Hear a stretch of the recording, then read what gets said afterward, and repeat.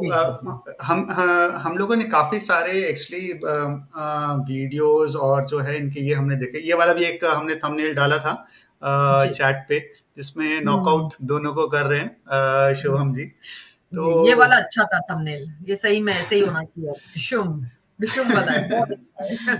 जी, really. तो जितने भी हमने इनके जो वर्सेस और वीडियोस हमने जो देखे, उसमें हमें तीन चार टाइप के जो क्या बोलते हैं गलतियां हमें वो नजर आई। तो जी। पहली वाली जो गलती है सबसे ये बाएं में जो है, coated versus does not exist, मतलब वो कुछ बोलते हैं, वो हुँ। वर्स है ही नहीं। वो अच्छा, जैसे बोलेंगे कि ये वाला श्लोक, ये वाला नंबर, ये वाला नंबर, मतलब है ही नहीं वो। वो है ही वो नहीं। चीज़ हाँ, है ही नहीं। ओके। हाँ। दूसरे जो होते हैं कि जो वर्सेस हैं वो है संस्कृत में भी है, लेकिन जब वो ट्रांसलेट करते हैं तो वो उसका रॉन्ग ट्रांसलेशन कर देते हैं। ऐसे जी, बहुत ज्यादा हमें मिले हैं। अगर मैं इसमें वेटेज डालूंगा तो फिर ऐसे वाले केसेस बहुत मिले हैं जिसमें कि ट्रांसलेशन जो है वो रॉन्ग है। जैसे जी। इनफिडल शब्द इंग्लिश का है, हुँ, वो उन्होंने यूज किया है, लेकिन हमारे संस्कृत में जो है वो है कि हुँ। जो निंदा करते हैं या जो ऐसे करके, तो जो शब्दों के ट्रांसलेशन में ना बहुत सारी चीजें खो जाती हैं, और वो जो है टफ वाले वर्ड्स जो हैं वो यूज करते हैं। जी, ठीक जी। है। और मैं तीसरा ये जो है, पूछना चाहती हूँ कि क्या हमारे इधर मॉडरेटर जी है ना अभी आज के लिए? हाँ हाँ, आज हैं, चैट में है। एसएमएस हाँ, और तो ईशान प्लीज़। दोनों हाँ, मॉडरेटर हैं। अच्छा, तो प्लीज़ एसएमएस जी प्लीज़ देखना, क्योंकि यहाँ पर किसी ने लिखा है बढ़िया है कि कोई चैट में मॉडरेटर हो, वरना मुझे आने का मन नहीं करता था चैट देखकर। तो प्लीज़ सँभाल लेना, प्लीज़ सँभाल लेना। हम लोग यहाँ पर बहुत ज़्यादा बिज़ी हो जाते हैं। ठीक है, शुभम जी आ गए, हम उनको ले हम्म। लेते हैं। जी। हाँ हाँ। और फिर तीसरा वाला जो है हमारे पास ऐसे हैं वर्सेस जो कि वर्सेस सही हैं, ट्रांसलेशन भी सही, लेकिन कॉन्टेक्स्ट नहीं है। जी। इन्होंने एक बार आई थिंक पिछले वाले स्ट्रीम में ऐसा किया था जहां पे उन्होंने बोला था कि जी। स्वामी विवेकानंद जी ने बोला है कि हिंदू थे पहले गाय, ये सब खाते थे, गाय और ऑक्स ये सब काट के खाते थे। उसकी एक लाइन के पहले उन्होंने क्या लिखा और एक लाइन के बाद क्या लिखा है, अगर मैं आपको दिखाऊंगा तो शॉकिंग होंगे। वो बोलते थे ऐसी प्रथाएं, एक लाइन पहले उन्होंने ये लिखा है कि हिंदू में कई प्रथाएं आए और चली गई और कभी नहीं बाद में उपजे, जैसे कि ये वाली प्रथा कि जब ये लोग गाय खाने लग गए थे। जी। और फिर उस लाइन के बाद लिखा हुआ है कि ये वाली प्रथा अगर आज कोई करेगा तो फिर वो बहुत गलत माना जाएगा। तो जी। उन्होंने क्या किया कि ये बस बीच वाली जो लाइन थी ना जहाँ पे गाय खाते थे ये इंडिया में, हिंदुस्तान में लोग, ये वाली बस लाइन ली और ऊपर पीछे वाली नहीं ली। तो ये ऐसे वाले हो जाते हैं कॉन्टेक्स्ट मिसिंग वाले।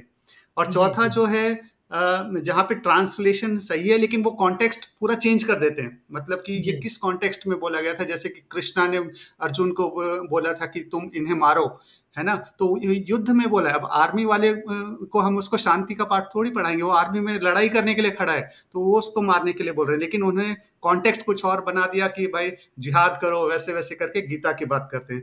और पांचवा जो ग्रुप है उसमें वैसा है कि सब कुछ सही है, वर्सेस सही हैं, ट्रांसलेशन सही है, कॉन्टेक्स्ट भी सही है, लेकिन वो विक्षिप्त है, जो कि सोर्स गलत है।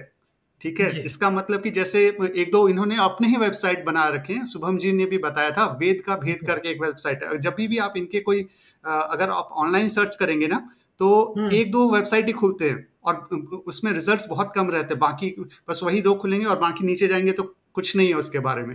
और जितने भी हैं वो सब नेगेटिव ही हैं। तो आप सोचेंगे जी। यार ये वाला जो मैंने ढूंढा, पांच मुझे मिले और ये सारे नेगेटिव ही हैं, मतलब क्या है। वो जो है जी। उन्होंने वेबसाइट पे भी वही डाल रखा है और वहीं से वो उठाते हैं और अपने पीपीटी में डालते हैं। इसलिए शुभम जी भी इसके बारे में बात करेंगे, कभी वो असली किताब नहीं खाते हैं, कौन से जी, किताब है। जी। जी। ठीक है। तो ये इस टाइप के शुभ जो है सारे जो है आप देखेंगे कि इस तरीके से वो मिलावट करते हैं। तो शुभम जी को हम जी। अभी ले लेते हैं। नेटवर्क ठीक है। ठीक है। जी जी हाँ। बिल्कुल बिल्कुल। शिवम जी बहुत-बहुत आपका धन्यवाद। आप आए और आप आज तो डिशुम-डिशुम देखो, आपका फ़ोटो देख लो, आप ऐसे डिशुम-डिशुम करने वाले हो आज। और यही थंबनेल में डालना ताकि उनको पता ही चले कि ऐसे मतलब हम भी ऐसे तैयार हैं। वी आर, युद्ध के लिए हम भी तैयार हैं। जैसे वो कहते हैं, जिस तरीके से हमारे फोटोज डाल डाल के हमें वो करते हैं, तो ये वाला थंबनेल बहुत अच्छा है। तो शुभम Yes, जी, ma'am. आप कहाँ से स्टार्ट करेंगे जी, बताइए। नमस्ते मैम, हर हर महादेव। आपका बहुत बहुत शुक्रिया, हर हर महादेव जी। आपने ये टॉपिक को रखा। इनको हर सैटरडे हम ऐसे ही एक्सपोज करेंगे। जी हाँ जी, ये बहुत अच्छा रखा मैम आपने आज, और माफी चाहूंगा थोड़ा समय लग गया हमें आज, सारी जनता नहीं, ऑडियंस कोई को बात भी। नहीं, मुझसे नहीं, मैं लोगों से माफी मांग रही थी कि हमने थोड़ा टाइमिंग आगे पीछे कर दिया। बट जी जी जी। हमको भी बहुत सारा इसकी तैयारी करनी पड़ती है, इसीलिए लास्ट हाँ मोमेंट जी पे। हाँ जी। हाँ जी, हाँ बोलिए तो चलिए जी। स्टार्ट करते हैं फिर अभी। पहले हाँ ओके जी, जोगर नालायक तो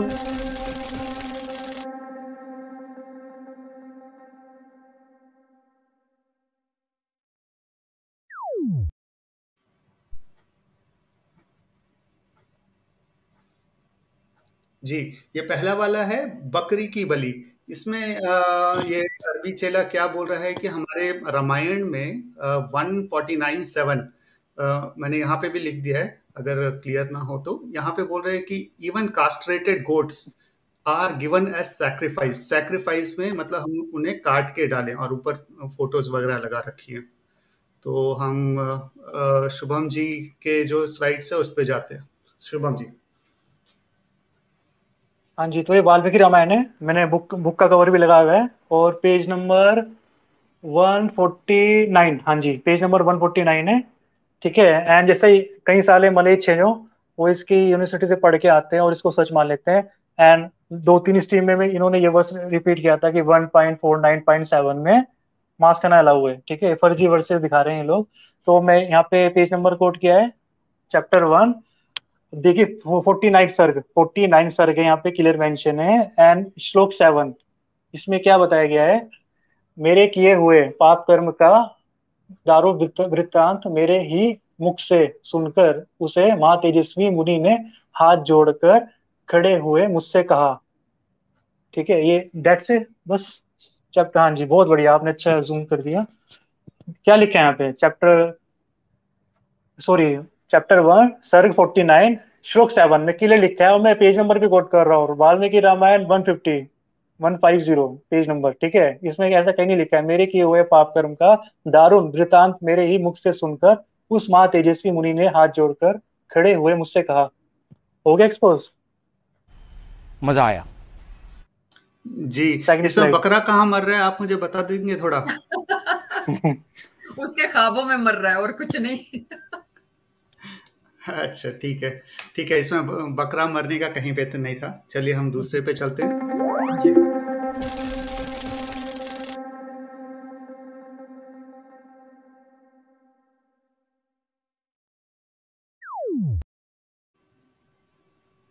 ये है वाइफ बीटिंग का, जिसमें बृहद बृहद अरण। अर्णायक हाँ जी। उपनिषद चैप्टर 4 ब्राह्मण 4 श्लोक 7 क्लियर देखो दोस्तों, इस लोग इसने लिखा हुआ है। और आप लोग भी इस स्ट्रीम से पहले, जब भी आप इसको लाइव देख रहे हैं या जो बाद में देखेंगे, फर्स्ट ऑफ ऑल मैं वही कहना चाहूंगा, सारे रेफरेंसेस नोट कर लीजिए कॉपी में, ताकि आप भी इनको जवाब दे सकें। अब मैं दो जी। उपनिषद दिखाएंगे, बृहद अर्णायक उपनिषद, उसमें हाँ, 4:4:7 में क्या लिखा है। हाँ, यहाँ पे जी जी। ये क्या बोल रहा है, मैं पहले ये पढ़ देता हूँ। यहाँ पे लिखा है कि if she is not willing, पता नहीं किस चीज के लिए, मेरे हिसाब से सेक्स के लिए बोल रहे हैं, उनके दिमाग पे वही रहता है, लेकिन ठीक है। He should buy her over, and if she is unyielding, मतलब वो आपसे एग्री नहीं कर रही है, he should strike her with stick और hand and proceed uttering the following mantra, I take away your reputation. मतलब कि पहले उसको हाथ से मारो या डंडे से मारो, और उसके बाद ये मंत्र पढ़ो कि मैं तुम्हारी रेपुटेशन ले लेता हूँ। मतलब ये कौन सा मंत्र है, मैंने जिंदगी जी में नहीं सुना है। ठीक है, और ये बहुत ही फेक भी लगता है। तो हम आपके उत्तर की तरफ चलते हैं। बृहद अर्णायक उपनिषद, मैंने बुक का कवर भी दिखा दिया है, और मैं पेज नंबर बताने जा रहा हूँ। चैप्टर 4 ब्राह्मण 4 श्लोक 7 कहा इसने, दोबारा रिपीट करता हूँ। चैप्टर 4 ब्राह्मण 4 श्लोक 7, पेज नंबर है आपका 1063, बृहद अर्णायक उपनिषद। इससे बड़ा प्रूफ तो अगर किसी को चाहिए तो भैया आप उसकी यूनिवर्सिटी में जाना, अगर आप स्लाइड को सच मानते हो। मैं डायरेक्ट किताब दिखा रहा हूँ। अब मैं इसको थोड़ा जूम इन कीजिए, मैं बताता हूँ चैप्टर 4 ब्राह्मण 4 श्लोक 7 में क्या लिखा है, और ये क्या दिखा रहा है। हाँ जी, थोड़ा हल्का सा। हाँ जी, इसको अब मैं इसका हिंदी ट्रांसलेशन पढ़ता हूँ। उसी अर्थ में यह मंत्र है, जिस समय इसके हृदय में आश्रित संपूर्ण कामनाओं का नाश हो जाता है, तो फिर यह मरण धर्म अमृत हो जाता है। यही इस शरीर में उस ब्रह्म को प्राप्ति हो जाती है। ब्रह्म के बारे में बताया जा रहा है, आत्मा परमात्मा के बीच में संबंध। इसमें दृष्टांत प्रकार सर्प की कांचुली बाबी के ऊपर सॉरी मृत और सर्प द्वारा परित्यक्त हुई पड़ी रहती है, उसी प्रकार ये शरीर पड़ा रहता है, क्योंकि ये शरीर नश्वर है, वही बताया जा रहा है। ये शरीर अमृत प्राण तो ब्रह्म ही है, तेज ही है, वही ब्रह्म ही सत्य है। तब विधेयराज जनक ने कहा, वह मैं जनक श्रीमान को सहस्त्र गोय दान करता हूँ। सहस्त्र मतलब गाय दान करता हूँ। अब हम इसी उपनिषद एक दूसरा उपनिषद दिखा रहे हैं आपको, बृहदारण्यक उपनिषद, गायत्री परिवार से ट्रांसलेशन, चैप्टर 4 जी। ब्राह्मण 4 श्लोक 7 जी। और इसमें मुझको ये भी लगता है कि पुराने ज़माने में जो गाय होती थी ये काफ़ी वैल्यूबल है ना। जी जी मैं अपने जब मैं छोटा था, गांव की भी बात करता हूँ, जब पैसे वगैरह उतने नहीं चलते थे, तो हमारे गांव में गेहूं वगैरह भी देते थे दुकान पे कि ये लो 1 किलो गेहूं, इसके बदले मुझे साबुन दे दो। साबुन मतलब वहाँ पे लोकल नहीं बनता था, साबुन ले लेते थे। तो पुराने ज़माने में पैसे नहीं दे सकते तो गाय देते थे, और गाय तो बहुत अच्छी है क्योंकि भाई आपको दूध देगी 3-4 साल, तो शायद इसलिए गाय का वो चलन था देने का, और इम्पोर्टेंस भी था, है ना। ठीक है, मैं अगले पे जाता हूँ। यहाँ पे दूसरा उपनिषद बृहदारण्यक दूसरा गायत्री परिवार से जी, ये जी है बृहदारण्यक उपनिषद। आप थोड़ा जूम इन कीजिए, मैं बताता हूँ। उसमें पेज नंबर भी मेंशन है और वर्स नंबर भी, चैप्टर 4 ब्राह्मण 4 श्लोक 7। हाँ जी, देखिए चैप्टर 4 ब्राह्मण 4, ये 6, 7, 8, 9 इसी में है, पेज में तो बताया गया है। 7 पे आइए विकास जी थोड़ा। हाँ जी, मैं इसको पढ़ देता हूँ ताकि अच्छे से, जितनी भी धूल मिट्टी फैला रखी इन लोगों ने, हल्का सा थोड़ा साइड राइट साइड की थोड़ी लाइन कट रही है। चलिए कोई नहीं, मैं इसको ही पढ़ लेता हूँ, कोई नहीं कोई नहीं। ये श्लोक इस विषय में है। अब विषय बताया जा रहा है यहाँ पे, क्या बात चल रही है श्लोक 7 में, चैप्टर 4 श्लोक ब्राह्मण 4 श्लोक 7 में क्या बात चल रही है। जब इस पुरुष के हृदय में स्थित समस्त कामनाएं समाप्त हो जाती है, मतलब शरीर के बारे में बताया जा रहा है, तब अर्थ अमृत अर्थात अविनाशी होकर यही ब्रह्म की प्राप्ति कर लेता है। हमारा ये है ईश्वर प्राप्ति का तरीका। जिस प्रकार सर्प की कैंचुली, देखिए सेम ट्रांसलेशन आ रही है, जो मैंने अलग उपनिषद दिखाया था आपको, वही उपनिषद अलग ट्रांसलेशन में सेम लैंग्वेज। उसके बिल के बाहर मृत स्थिति में पड़ी रहती है, और उसी प्रकार ये शरीर भी मृत पड़ा रहता है। थोड़ा सा स्क्रॉल कीजिए ऊपर की साइड, लास्ट की 2 लाइन ही शो हो रही है मुझे। हाँ जी, एक सेकेंड। हाँ जी हाँ जी, ओके। ब्रह्म तेज, जो ब्रह्म है, जो प्रकाश है उस परमात्मा का, तेज से युक्त यह पुरुष जीवन मुक्त होकर शरीर के बिना ही रहता है। यह सुनकर विधेय राज जनक ने कहा, है भगवान, मैं आपको एक सहस्त्र गौएं अथवा मुद्राएं प्रदान करता हूँ। आ गया सेम ट्रांसलेशन अलग अलग उपनिषद में, एक ही उपनिषद अलग अलग ट्रांसलेशन, हो गया एक्सपोज। सेकंड पोर्ट भी हमने एक्सपोज कर दी। जी जी बोलिए। इसमें ये औरतों को मारने वाला या शादी से रिलेटेड तो कुछ नहीं था, ये वाइफ टॉपिक है ना। वह वही, वो उसको बदनाम करना है सनातन धर्म को, और कुछ नहीं। फेक ट्रांसलेशन दिखा रहा है, स्लाइड बना बना के। बुक दिखाया ना, अगर सच में अगर बहुत बड़ा सुरमा समझ रहा है वो, बुक दिखाए जैसे हम दिखा रहे हैं, बुक डायरेक्ट। समझ रहे हो, समझ रहे हो आप, समझ रहे हो। बिल्कुल बिल्कुल। और व्यूअर्स को मैंने स्टार्टिंग में भी बताया था सब लोगों को कि कैसे कैसे ये फेक बनाते। इसमें हाँ देखिए जी वो ये जो पूरा ट्रांसलेशन वगैरह सब कुछ बिल्कुल अलग है। ये बात ही नहीं हो रही है यहाँ पे कुछ अलग बात हो रही है, वो कुछ और छाप रहे हैं। ठीक है। और ऐसे अगर आपको कहीं पे भी डाउट हो तो आप कमेंट कर सकते हैं बाद में भी। आज तो लाइव जा रहा है, इसके बाद भी अगर आपको कहीं पे डाउट हो तो कमेंट कर दीजिए। जब हम नेक्स्ट सीरीज करेंगे तो उसमें हम आपके बातों को फिर से देखेंगे, और फिर अगर कुछ करेक्शन होगा तो जरूर करेंगे। ठीक है, तो मेरे ख्याल से ये वाली बात हो गई है। अब ये आगे आगे बढ़े। हाँ जी, थर्ड वन। हाँ जी, थर्ड स्लाइड। जी जी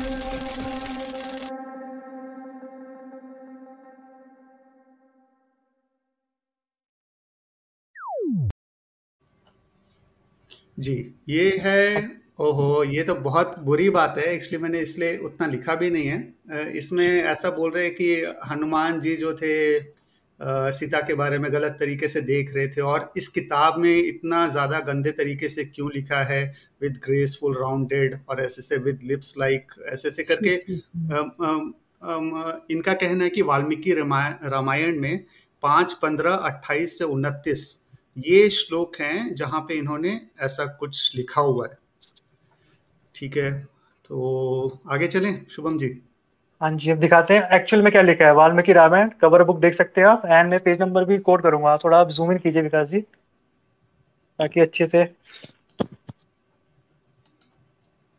हाँ जी, देखिए वाल्मीकि रामायण है, ठीक है, पेज नंबर 395। मैं पेज नंबर भी कोड कर रहा हूँ, ऐसा बंदा मिलेगा कहीं। पेज नंबर 395, ठीक है। एंड चैप्टर 5 सर्ग 15, यहाँ पे सिर्फ 26 ही श्लोक है। ये लोग दिखा रहे हैं चैप्टर 5 सर्ग 15 में 28 29 श्लोक हैं, जबकि यहाँ पे 26 मंत्र श्लोक हैं। ये सर्ग 16 अच्छा, है, इससे पहले सर्ग 15 है, और ये 26 श्लोक पे ही खत्म हो जाता है। ये तो 28 इनकी, 29 इन्होंने अपने मन से जोड़ दिया है मतलब। जी जी जी, अब हाँ जी हाँ जी, अब मैं दिखाता हूँ एक्चुअल में क्या। जब हनुमान जी सीता जी से मिलते हैं या उनको देखते हैं पहचानते हैं, वो क्या बोलते हैं और ये शैतान क्या दिखा रहे हैं वहां पे। अब ये सर्ग 9 में है, ये हाँ जी हाँ जी, चैप्टर 5 में ही सर्ग 9 में है इस बारे में। आप थोड़ा जूम इन कीजिए, मैं बताता हूँ यहाँ पे हेडलाइन क्या बताई गई है। हनुमान जी सीता जी को हाँ, देख के क्या बोलते हैं, थोड़ा सा स्क्रॉल ऊपर। हाँ, सीता के दर्शन और हनुमान का संताप। अच्छा थोड़ा यहाँ शो नहीं हो रहा है, हल्का सा ऊपर। जी, यहाँ जाना है। चलो, हाँ जी, थोड़ा मैं बताता हूँ। वो जब हनुमान हनुमान जी सीता जी को पहचानने की कोशिश करते हैं, वो क्या वर्ड्स बोलते हैं और ये लोग क्या दिखा रहे हैं अपनी यूनिवर्सिटी में सनातन धर्म को बदनाम करने के लिए। थोड़ा सा लेफ्ट कीजिए, थोड़ा सा लेफ्ट। जी मैं कर रहा हूँ, मुझे एक पीछे और ये वाली किताब जो है हमें वो पूरी पढ़नी है ना। हाँ मैं कर रहा हूँ, एक सेकंड, ये बाहर जाऊंगा फिर। हाँ अभी आ गया होगा। हाँ जी, जूम जी। इन कीजिए, मैं बताता हूँ। हनुमान जी हम्म, सीधा संवाद कहाँ पर है और वो उनको कैसे पहचानते हैं और क्या बोलते हैं उनको। वैसे तो उन्होंने इतनी गंदी बात बोली, मैं आप बोल भी नहीं सकता, सुन के ही इतना गुस्सा आ रहा है। हाँ जी, तो मैं इसका रेफरेंस दे रहा हूँ। वाल्मीकि रामायण चैप्टर 5 सर्ग 9 और श्लोक 4 5 6 7 8। ठीक है, मैं आपको दो तीन श्लोक पढ़ के बताता हूँ। अब जब हनुमान जी वहां पे जाते हैं, वह भवन अत्यंत निर्मल था, मतलब जहाँ पे वो जाते हैं सीता जी को देखने, ऊंचाई में आकाश से बातें करता था। उस प्रसाद को देखते हुए हनुमान जी ने मैले वस्त्रों से युक्त, राक्षसियों से घिरी हुई, उपवास करने से अत्यंत दुर्बल, दुर्बल मतलब कमजोर कहते हैं हिंदी में, अत्यंत दुखी, बार बार लंबी सांस लेती हुई, शुक्ल पक्ष के आरंभ में द्वितीय की क्षीण चंद्र रेखा के समान एक निर्मल स्त्री को देखा। और इन्होंने जो दिखाया है ट्रांसलेशन, इतना गंदा दिखाया मैं बोल भी नहीं सकता हूँ। ठीक है, अब वाल्मीकि रामायण चैप्टर 5 सर्ग 9 श्लोक 5, वो बताते हैं आगे वो क्या बोलते हैं। वह एक पुराने पीले रंग का उत्तम साड़ी पहने हुए थी, अलंकारों से रहित वे दोषी, पद्महीन कीचड़ वाली बावड़ी के समान प्रतीत हो रही थी, क्योंकि परेशान थी वो।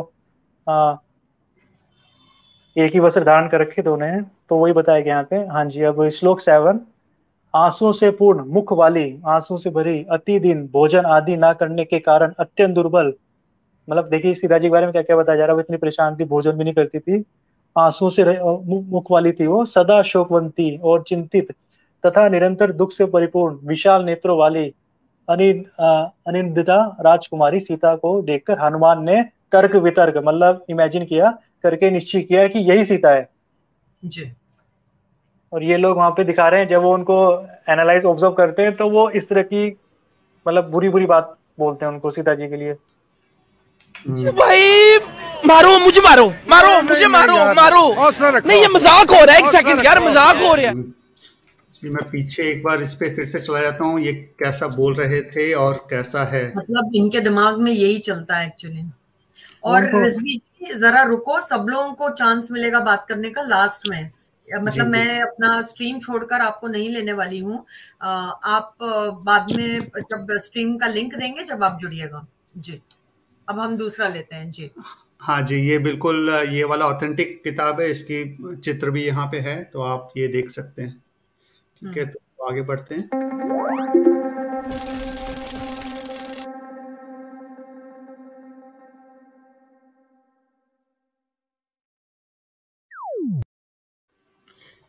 जी अगला है चाइल्ड मैरिज के ऊपर, जहाँ पे बोलते हैं कि मनुस्मृति में 988 यहाँ पे लिखा हुआ है कि one shall give his daughter in proper form even though she may have not attend the as.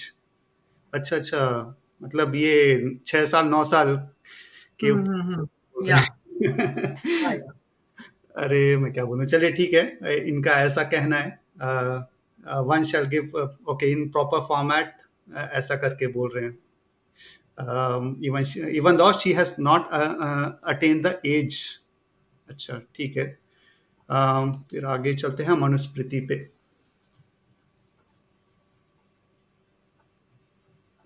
हाँ शुभम जी, ये है मनुस्मृति, विशुद्ध मनुस्मृति।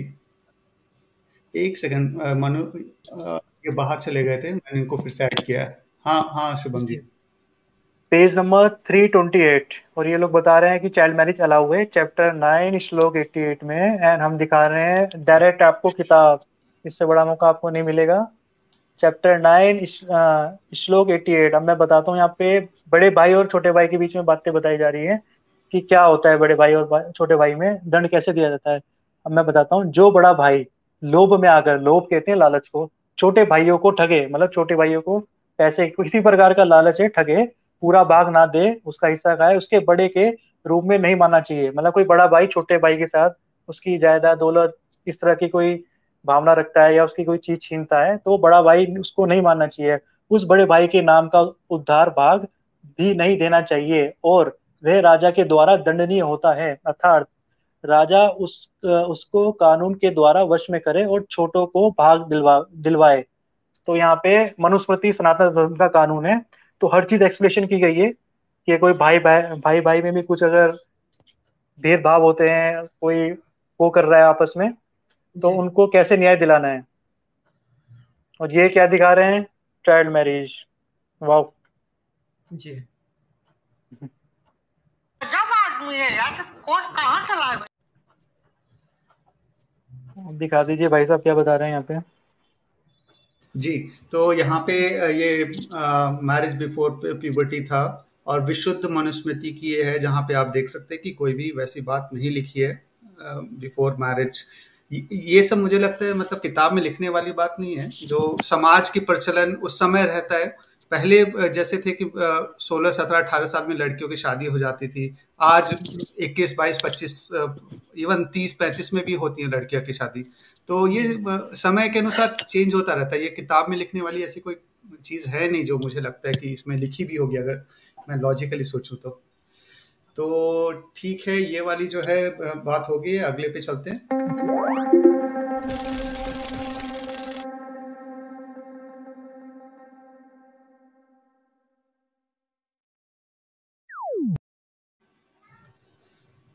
ओके, अगला है रिजेक्ट वेदा। आप बताइए कि ये क्या दिखा रहा है, पहले बताइए कौन दिखा रहा है और क्या दिखा रहा है, जूम इन करके फिर बताएंगे इनको। ये सैम सुअर जी बोलना चाहते हैं कि Vedas deal with 3 modes of material nature और Arjun rise above the 3 modes to state spiritual consciousness. ऐसा ऐसा करके ट्रांसलेशन है, और इसके कमेंट्री, ये पता नहीं इसका सोर्स क्या है नहीं पता, लेकिन इसने पीडीएफ में ऐसा डाला है। यहाँ पे नीचे लिखा हुआ है when Sri Krishna tells Arjun to reject the Vedas, the statement needs to be understood in context of preceding and following the verses. He is implying that Arjun should not be attracted by the section of Vedas that propounds rules, regulation and ceremonies for material rewards. मतलब इसका कहने का मतलब ये है कि जहाँ पे भी वेदा में मटेरियल गेन वाली कोई भी चीज है उसको मत मानो, यानी कि उस पार्ट ऑफ वेदा को आप मत मानो, ऐसा ये बोल रहा है कि भगवत गीता में कहा गया है। चैप्टर 2 श्लोक 45। एंड इसने जो राइट में मेंशन किया हुआ है, ये इसने खुद की कमेंट्री की हुई है, मतलब श्लोक को दिखा के ये खुद एक्सप्लेन कर रहा है कि इसमें रिजेक्ट वेदा की बात की गई है, मतलब खुद की तरफ से, मतलब अपनी तरफ से, मतलब जी। If someone follows every bit of Vedas, will he not attain perfect yoga? ये वो लिख रहा है जी। ठीक है, तो फिर इस पे हम आगे चलते हैं। भगवत गीता दिखाते हैं क्या कहती है। बुक हाँ जी, चैप्टर 2 श्लोक 45। ठीक है, यहाँ पे क्लियर मेंशन है, और उसमें वो उसको मैम ये उसके बारे में बता रहे हैं त्याग, कर्म, जो कर्म योग है अपना निस्वार्थ कर्म योग, सुख दुख में ना पड़ के, वो उसको ये चीज समझा रहे हैं। जो वेदों के 3 गुण हैं, कार्य रूप समस्त भागों में एवं उनके साधनों में प्रतिपादन करने वाले हैं। तो वेद के 3 गुण है, यज्ञ करना, ठीक है, देवताओं को आहुति देना, देवताओं को बुलाना उसमें, और प्रॉपरली सामग्री के 16 सामग्री के साथ अपना कर्तव्य का पालन करना वेदों के अनुसार। फिर वो आगे बता रहे हैं, थोड़ा जूम इन कीजिए। इसलिए तू उन भोगों, जो भोग हैं मतलब जो डिजायर होते हैं एक इंसान के, मनुष्य के, वो उसको समझा रहे हैं, उनके साधनों में आसक्तिहीन रहे, मतलब तू उनमें मत पड़। हर्ष और शोक आदि, शोक कहते हैं दुख, हर्ष खुशी, सुख, शोक आदि द्वंद्वों से, थोड़ा स्क्रॉल कीजिए, ना चाहने वाला, स्वाधीन अंत कारण वाला हो। मतलब वो उसको कर्म का महत्व समझा रहे हैं। आपको निस्वार्थ कर्म योग करना है, ये नहीं आप अच्छा कर्म करेंगे तो आपके साथ अच्छा होगा, सुख दुख हो, कोई भी स्थिति हो, आपको एक समान रूप से एक सिद्ध योगी पुरुष बनना है ब्रह्म की प्राप्ति के लिए। अब मैं जो फेमस श्लोक है वो बताता हूँ इसका।